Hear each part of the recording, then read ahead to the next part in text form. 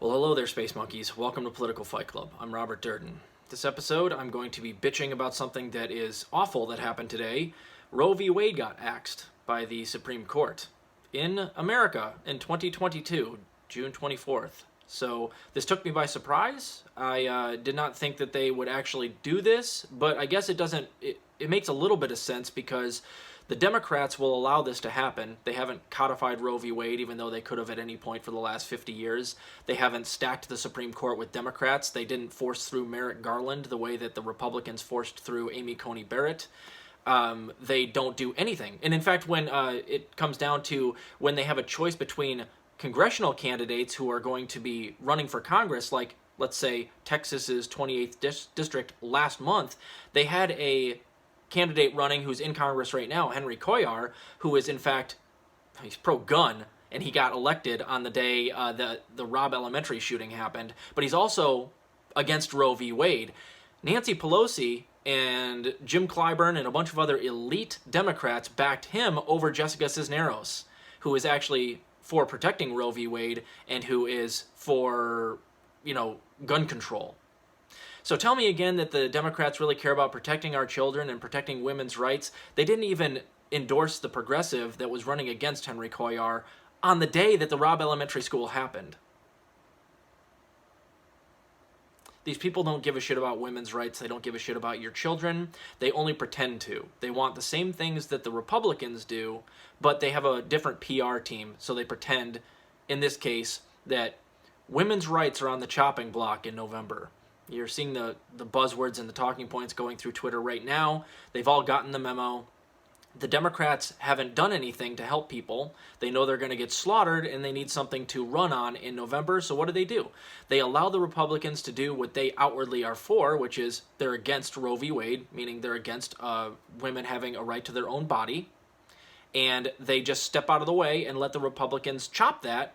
And then they pretend like, well, there's nothing we could have done. And if you don't vote for us again, we're going to have more stuff like this happen, more human rights and women's rights abuses.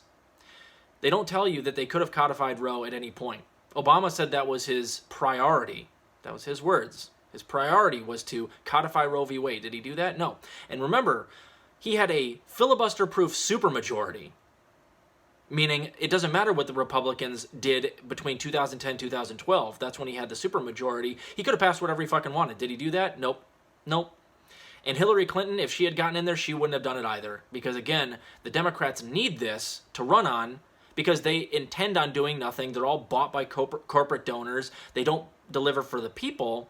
So their numbers are dwindling and they look like a weak party when they run into the midterms, so the only thing they have to do is they use wedge issues like gun rights and like women's rights conveniently right now, right before the election, to make it look like the Republicans are so bad that you just have to vote for Democrats, otherwise the world's going to go to hell in a handbasket. But they don't tell you that the world is going to hell in a handbasket right this very second, and they have a majority.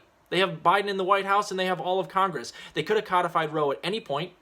They didn't do that. They could have expanded the Supreme Court at any point. They didn't do that. They haven't tried to get rid of the filibuster. They haven't tried to do anything to help you.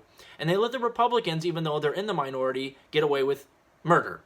Their infrastructure bill passed. The Republican-written infrastructure bill that was like $1 trillion, that was originally coupled with Build Back Better.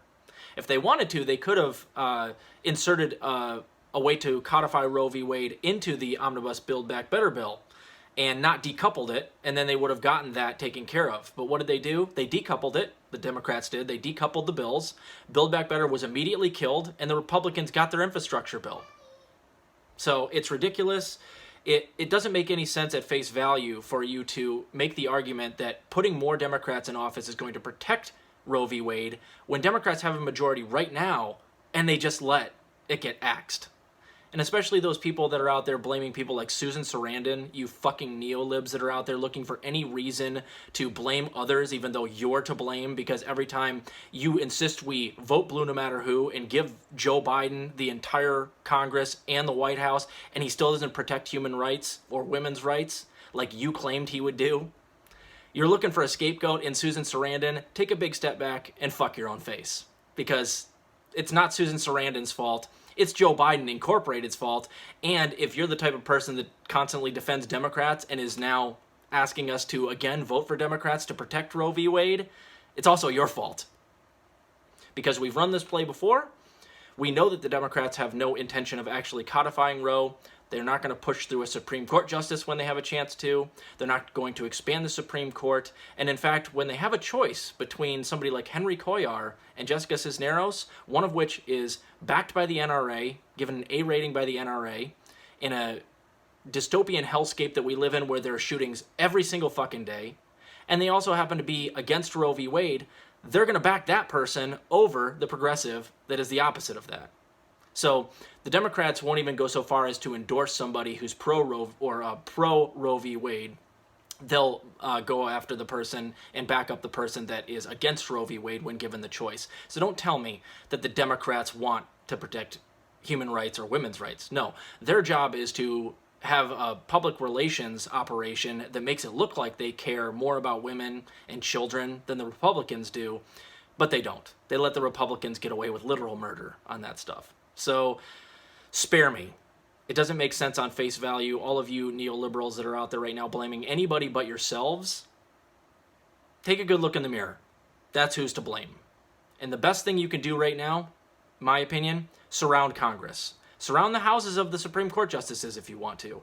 If you're a woman right now and you feel violated, which you should because your rights are being taken away, hit the fucking streets. Hit the streets by the millions. There's tens of millions or hundreds of millions of you guys who are very angry today. Take that anger out on the Congress people. Go and surround them in Congress and scare the shit out of them. If you hit the streets and you protest and we rally and we use this as sort of a spark that unites a revolution or at least a bunch of marches, maybe those Supreme Court justices and the Democrats who have all of the power right now to codify Roe will actually do something. That's the way to actually get change. Hit the streets. Use that anger that you're feeling right now to actually get change. Go scream at these people. Take a megaphone and scream at these people by the millions, and maybe we'll get something done. If you think that you're going to get anything done by going back to the ballot box and making sure the Democrats who have had power for the last 18 months and haven't actually codified Roe, if you think that's going to change something, you are a astronomical idiot. So I don't know what else to tell you. This is grotesque. The Democrats are very much like a goaltender in soccer or hockey or whatever, and they refuse to stand in the net. They're like over in the corner, and the other team's just scoring goal after goal after goal because there's no goaltender, not in the goal anyway. And then you go over and ask them why they're doing it, and they're like, no, it's not me. It's the other team. They keep scoring. They're the ones taking the shots. There's nothing I can do. No, it's your fucking job to make sure they don't score. That's why we gave you Congress and the White House, is so that you defend against the Republicans. So do you see how this doesn't make any goddamn sense? It's the Democrats' job to make sure that the Republicans don't get away with shit like this. That's what they say they're there for. That's what they claim. But they're a goaltender that won't stand in the net. So they're scoring goals, but it's your job to play defense against them, you motherfuckers. These Democrats, I'll tell you. And then they blame the voters if they don't put them in office, or they blame the Republicans, or they blame the filibuster or the Parliamentarian. There's always a scapegoat. They don't want to get anything done for you. All they want to do is be given power so that they can let the Republicans do whatever they fucking want, and then they'll go out on Twitter and virtue signal as if they give a shit about human rights or women's rights. That's what the Democrats do. They're just the Republicans with a slightly different PR team that pretends like they care about women. Hit the streets. That's the only way we're going to get any change. We need to scare the shit out of these motherfuckers. Anyway, keep fighting that good fight out there, guys. The Democrats are not the answer. Of course, the Republicans aren't the answer either. Voting is not the answer. The answer is hitting the streets, direct action, mutual aid, and taking care of one another. If we can do that, we might have a chance at some sort of large string of protests, or maybe even a revolution that gets us some help in this country. The Democrats only set this up this way, allowed this to happen, which they allowed it to happen 100%, so that they have something to run on in 2022. Gas prices are off the charts. We're going to hell in a handbasket because of Biden Incorporated, and they have nothing to run on. They know they're going to get wiped out, so they use wedge issues like this and gun control to divide us and to use it as a way to make the Republicans look like the boogeyman and to exonerate themselves when in fact they're just working in tandem with the boogeyman. That's what's going on. Keep fighting the good fight out there, guys. I'll talk to you later.